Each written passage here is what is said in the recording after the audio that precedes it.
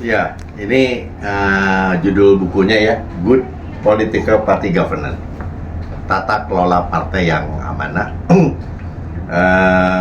Ini adalah theoretical finding dari disertasi yang bisa saya pertahankan dalam menempuh gelar doktor terapan di Politeknik Sekolah Tinggi Ilmu Administrasi Lembaga Administrasi Negara beberapa waktu yang lalu. Nah, hari ini diluncurkan dengan tekad niat, karena sesungguhnya partai politik adalah institusi publik yang menjalankan fungsi representasi. Dia harus mampu menyerap aspirasi yang tentunya tidak sekedar menampung, tapi juga merumuskan dalam berbagai kebijakan-kebijakan sampai dilaksanakan, sampai diimplementasikan yang sungguh-sungguh betul-betul merepresentasikan kepentingan publik. Nah, apakah partai politik hari ini sudah sungguh-sungguh merepresentasikan publik? Bisa dilihat kalau di parlemen, bagaimana pengalokasian anggaran, bagaimana perumusan sebuah undang-undang, bagaimana fungsi pengawasan, apakah ada korelasi aspirasi publik, harapan publik dengan apa yang dibuat oleh para legislator maupun para jajaran eksekutif. Yang kedua, buku ini juga membedah tentang fungsi rekrutmen. Karena partai politik satu-satunya institusi yang menjalankan fungsi untuk mengisi jabatan-jabatan politik, mulai dari jabatan presiden, wakil presiden, gubernur, wakil gubernur, sampai bupati, wali kota sekalipun, sampai anggota dewan di pusat sampai ke daerah, semua harus melalui partai politik. Nah, kalau rekrutmen yang dijalankan dengan benar, maka aktor-aktor publik, pejabat-pejabat publik yang dihasilkan melalui proses rekrutmen yang benar, maka dia akan mampu menjalankan fungsi-fungsi kenegaraannya, baik di eksekutif, legislatif, secara benar, karena dia memiliki kompetensi, ya, memiliki kapasitas, kapabilitas, dan memiliki integritas. Untuk itulah dibutuhkan rekrutmen yang benar. Nah, dalam kenyataannya, dari disertasi yang menjadi sebuah buku ini, bahwa fungsi representasi partai politik kita, fungsi rekrutmen partai kita, politik kita, dari indeks demokrasinya, dari penanganan korupsinya, hari ini menunjukkan hal-hal yang mungkin kurang berkenan. Padahal pencanangan tentang pembangunan demokrasi melalui sebuah proses di awal Orde Baru, ketika dia tumbang masuk pada era reformasi melalui TAP MPR untuk penyelenggaraan negara yang bersih, bebas, dan KKN, itu sudah ditorehkan. Dan amandemen Undang-Undang Dasar menempatkan partai politik sebagai satu-satunya institusi publik yang memang berkewajiban untuk menjalankan fungsi representasi dan fungsi rekrutmen. Tapi kalau melihat kenyataannya hari ini, masih jauh belum apa yang kita harapkan. Sehingga penataan ke depan menurut hemat kami adalah bagaimana demokrasi kita tidak menjadi semakin oligarki, ya, tidak menjadi semakin tidak terukur, tidak lalu serta-merta seseorang yang sangat amat terkenal terpilih, tapi dia tidak memahami tentang konteks kenegaraan, konteks ketatanegaraan, yang hukumnya, fungsi-fungsi kedewanannya, ya, intervensi masuknya para pengusaha dan sebagainya. Itu semua harus melalui jembatan fungsi rekrutmen yang baik. Nah, buku ini membedah tentang itu.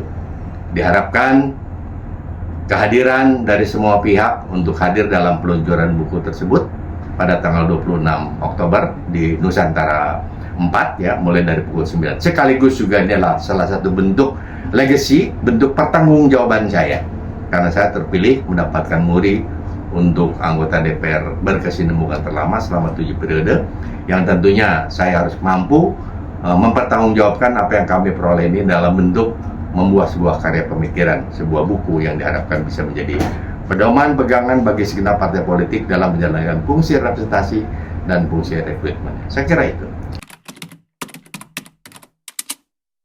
Karena berangkat dari disertasi ininya pun itu promotornya adalah Profesor Dr. Nurlia Nurdin, co-promotornya adalah Ketua LAN, ya, PLT Ketua LAN, Bapak Dr. Muhammad Taufik, dan widya suara utama di LAN, ya, Bapak Dr. Mahdum Priyatno. Nah, Dewan pengujinya juga tidak tanggung-tanggung, ya, hampir semua para guru besar, termasuk narasumber daripada disertasi ini, yang mulai dari Pak Jumardi Ajra, Busro Mukodas, Jenderal Arifin Mukhtar, lalu juga ada sejumlah pakar Lili Romli, ya, Siti Juhro, Bivitri Susantri, Titi Anggraini, Canggih Parniago, dan sebagainya. Itu semua adalah narasumber dalam disertasi ini. Nah, untuk itulah setelah jadi buku, kami akan menggelarnya melalui para pembahas, ya, yang akan tampil. Yang pertama adalah Profesor Dr. Rias Rasyid, ya, sebagai salah satu arsitek bagaimana merumuskan Undang-Undang Pemilu tahun 99, karena dia menjadi orang kepercayaan Pak Habibie untuk membangun demokrasi di awal. Kemudian yang kedua juga kami mengundang peneliti senior yang memang juga mengkaji di bidang politik, yaitu Profesor Firman Nur dari BRIN. Kemudian juga kami meminta pembahasnya itu dari kalangan LSM, ya, Saudara Titi Anggraini dari Perludem. Dan juga tidak lepas pada posisi itu kami menggunakan moderatornya itu Bapak Dr. Mahdum.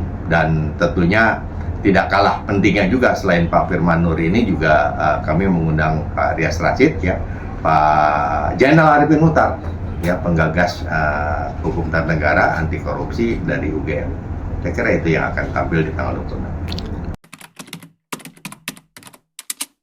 Tidak bisa dipungkiri kan sudah begitu banyak kritikan dari berbagai pakar, dari berbagai pengamat di media sosial, bisa kita lihat, termasuk juga kajian-kajian jurnal-jurnal internasional terhadap indeks persepsi korupsi kita yang sangat buruk, ya. Kemudian juga tentang indeks demokrasi kita yang menurun drastis dari awal reformasi.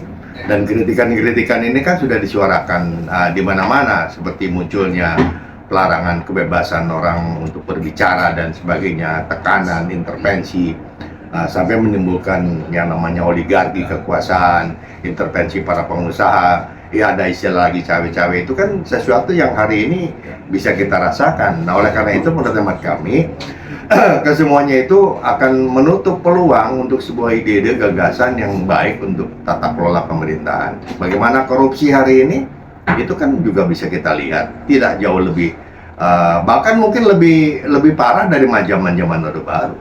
Orde Baru hanya di kalangan tertentu, tapi di era reformasi ini yang korupsi mulai dari pejabat di pusat sampai dengan di daerah semua korupsi.